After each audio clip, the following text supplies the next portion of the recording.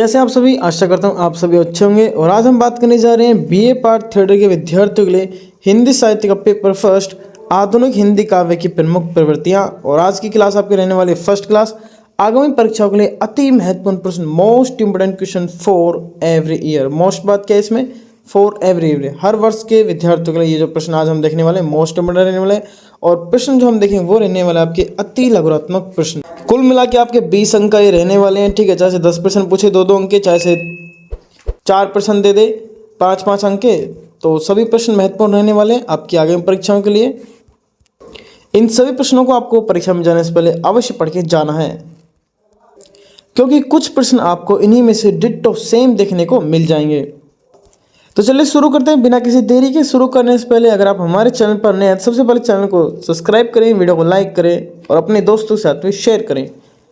तो देखिए सबसे पहला प्रश्न देखते हैं हम। देखिए कुछ विद्यार्थी कमेंट आते हैं कि सर आपकी स्पीड बहुत तेज़ है, तो मैं थोड़ा स्लो बोलने का प्रयास करूँगा, ठीक है। तो देखिए पहला प्रश्न आता है हिंदी साहित्य में राष्ट्रीय सांस्कृतिक कविता का चरम विकास किस काल की निजी उपलब्धि मानी जाती है।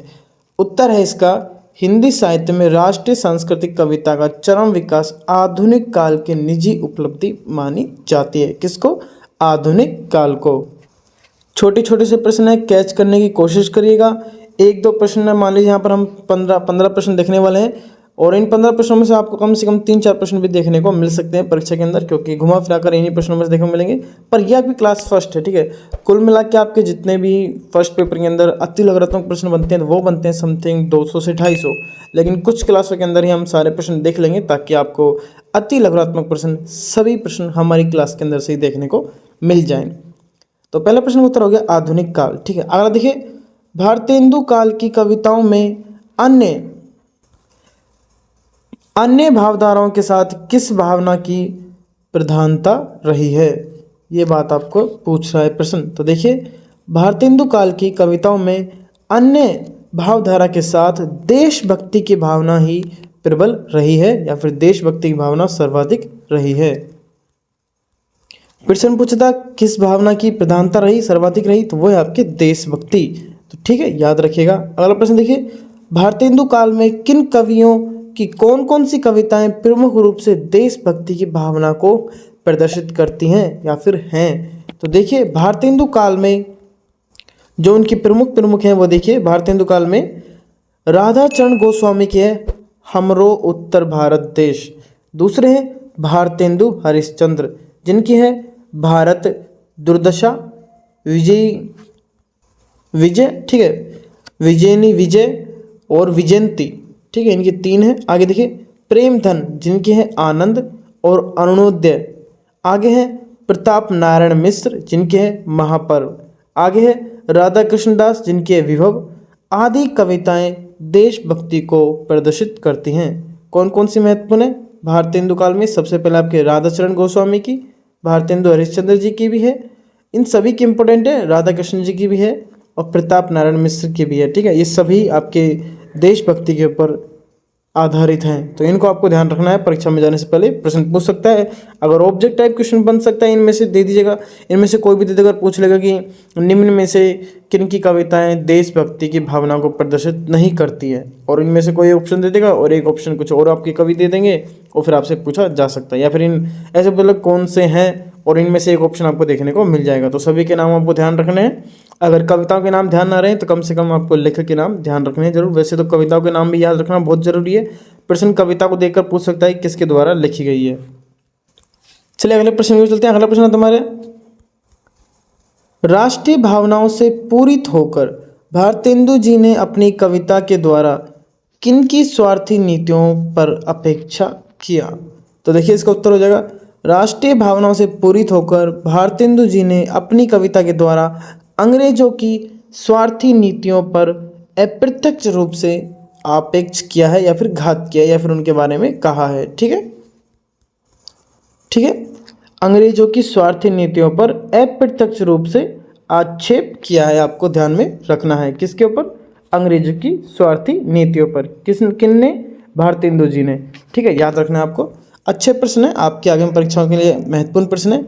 अगला प्रश्न देखिए, प्रश्न है हमारा, द्विवेदी युगीन कवियों ने किनसे प्रेरणा पाकर राष्ट्रीयता की भावना को व्यापकता प्रदान की? तो देखिए, द्विवेदी युगीन कवियों ने भारतेंदु और उनके काल के कवियों से प्रेरणा पाकर राष्ट्रीयता की भावना को व्यापकता प्रदान की। भारतेंदु और उनके काल के कवियों के द्वारा कौन सी, एक सेकेंड, राष्ट्रीयता, ठीक है, राष्ट्रीयता की भावना को व्यापकता प्रदान की। प्रश्न सभी महत्वपूर्ण है और आपको सभी याद करके जाने हैं परीक्षा में जाने से पहले। अब तक जिन विद्यार्थियों ने वीडियो को लाइक नहीं किया तो सबसे पहले वीडियो को लाइक करें और चैनल को सब्सक्राइब कर ले, क्योंकि हिंदी साहित्य के विद्यार्थियों के लिए मैंने मोस्ट इंपोर्टेंट क्वेश्चनों की तथा आपके सबसे इंपोर्टेंट वीडियो जो हिंदी साहित्य के अंदर कुछ विद्यार्थी कुछ नहीं पढ़ पाए, मान लीजिए जिनका एग्जाम कल है, तो उनके लिए मैंने गद्यांश पद्यांश का व्याख्या कैसे करें उसका एक फॉर्मेट बनाया हुआ है। फिक्स फॉर्मेट है, कुछ नहीं करना, आपको कॉपी करना है और परीक्षा में जाके पेस्ट कर देना है, ठीक है। फिक्स फॉर्मेट है, कॉपी एंड पेस्ट वाला, जाके प्लेलिस्ट में देख लीजिए, चैनल पेज पर भी आपको जाकर देखने को मिल जाएगा। तो देखिए अगला प्रश्न आता है, द्विवेदी युगीन काव्य धारा का प्रमुख स्वर क्या था? तो अभी हमने इसी का उत्तर देखा था, राष्ट्रीयता की भावना या फिर राष्ट्रीय भावना ही था। सिंपल सा उत्तर है। पूछ ले तो द्विवेदी युगीन कालीन जो काव्य धारा है, जो कवि है, उनका प्रमुख ध्यान कहाँ है, तो आपको जैसे इसी उनकी भावना कहाँ है, तो आपको राष्ट्रीयता के ऊपर ध्यान रखना है। अगला प्रश्न देखिए, राष्ट्रीय भावना का प्रसार करने के लिए द्विवेदी युगीन कवियों ने क्या किया? ठीक है, यहाँ पर आगे हैं। तो देखिए उन्होंने क्या किया था, जो व्याप्तहीन, चलिए उत्तर देखिए। सबसे पहले राष्ट्रीय भावना का प्रसार करने के लिए द्विवेदी युगीन कवियों ने अतीत का गौरवगान करके या फिर किया, जिससे देशवासियों में व्याप्तहीनता का भाव दूर हो सके। मोस्ट बात है, हीनता का भाव दूर हो सके। कवियों के द्वारा कौन सा गान गाया गया? गौरव गान गाया गया। ये बात आपको ध्यान में रखनी है। आगे देखिए, अगला प्रश्न आता है हमारा, मिथिलेश्वरण गुप्त ने अपनी किन रचनाओं में देश की वर्तमानहीन दशा पर क्षोभ व्यक्त किया है? तो वो है आपके स्वदेश संगीत और भारत भारती। इनमें देश की वर्तमानहीन दशा पर क्षोभ व्यक्त किया है। ये बात आपको ध्यान में रखनी। प्रश्न आता है हमारा अगला, द्विवेदी युग के किन कवियों ने अपनी कविताओं के द्वारा स्वदेशी वस्तुओं को व्यवहार में लाने तथा भारत के स्वतंत्र युद्ध के लिए तत्पर रखने की प्रेरणा दी है? तो देखिए उत्तर हो जाएगा इसका। तो वो जो कवि आते हैं महत्वपूर्ण वो युग, द्विवेदी युग के वो कवि कौन कौन से हैं? तो देखिए, मिथिलेश्वरण गुप्त, श्रीधर पाठक, गया प्रसाद शुक्ल, सनेही, ये तीन इनके महत्वपूर्ण हैं। आदि कवियों ने अपनी कविताओं के द्वारा स्वदेशी वस्तुओं को व्यवहार में लाने तथा स्वतंत्रता युद्ध के लिए तत्पर रहने की प्रेरणा दी है। अगला प्रश्न देखिए, राष्ट्रीयता की जो तान भारतेंदु जी ने छोड़ी थी, उसका स्वर गुप्ता जी में बहुत ऊंचा हो जाता है। यह कथन किसका है? ठीक है, कथन देकर भी आपसे प्रश्न पूछ सकता है कि राष्ट्रीयता की जो तान भारतेंदु जी ने छोड़ी थी, उसका स्वर गुप्ता जी में बहुत ऊंचा हो जाता है। यह कथन किसका था? तो आपको ध्यान में रखना है, बाबू गुलाब राय जी का। ठीक है, और कुछ ध्यान ना रख सकते तो गुलाब जामुन से ध्यान रख लेना। भारतेंदु जी और गुप्ता जी को क्या पसंद है? गुलाब जामुन। बाबू गुलाब राय जी। अगला प्रश्न देखिए, हिंदू मुस्लिम सिख ईसाई सब आपस में भाई भाई की राष्ट्रीय चेतना की किस युग की प्रधानता या फिर चेतना रही है?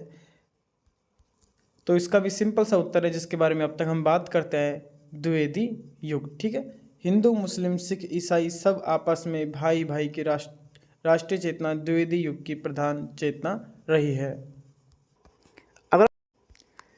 अगला प्रश्न आता है हमारा, किन कवियों के साहित्य में सामयिक स्वाधीनता आंदोलन का सचित्र इतिहास मिलता है? तो वह आपके मिथिलेश्वरण गुप्त, हरिओझा, प्रसाद, निराला, प्रेमचंद आदि के साहित्य में आपको ये सब देखने को मिलता है, सचित्र इतिहास। तो आपको चारों के नाम ध्यान रखने हैं, हरिओझा, प्रसाद, निराला और प्रेमचंद, और पांचवें आपके मिथिलेश्वरण गुप्त। आगे देखिए, अगला प्रश्न है तुम्हारा, सामयिक स्वाधीनता आंदोलन का प्रधान वर्ण विषय क्या रहा है? तो देखिए, सामयिक स्वाधीनता आंदोलन का वर्ण विषय विदेशी शासन और शोषण का विरोध कर स्वराज की स्थापना करना रहा है। सिंपल सा इसका उत्तर है। अच्छा प्रश्न है, आगामी परीक्षा में पूछा जा सकता है। सभी प्रश्न महत्वपूर्ण रहने वाले, जो भी मैं आपको बता रहा हूँ। अब तक जिन विद्यार्थियों ने वीडियो को लाइक नहीं किया, तो सबसे पहले वीडियो को लाइक करें और चैनल को सब्सक्राइब कर लें। तो देखिए अगला प्रश्न देखते हैं हम, हिंदी साहित्य में राष्ट्रीयता की भावना के विकास में छापे की मशीन का योगदान बताएं।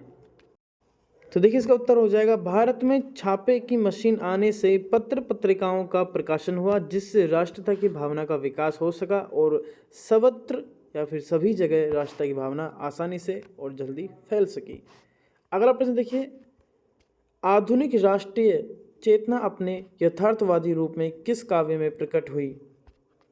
तो सिंपल सा इसका उत्तर हो जाएगा, यह आपके मिथिलेशीकरण गुप्त की भारत भारती काव्य में प्रकट हुई है। कौन सी बात, यथार्थवादी रूप में किस काव्य में प्रकट हुई थी, आपके आधुनिक राष्ट्रीय चेतना। तो आपको बोलना है मिथिलेशीकरण गुप्त की भारत भारती काव्य में यह प्रकट हुई थी।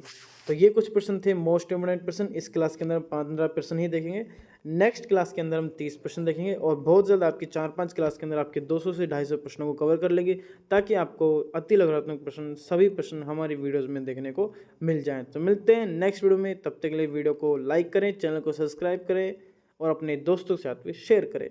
धन्यवाद।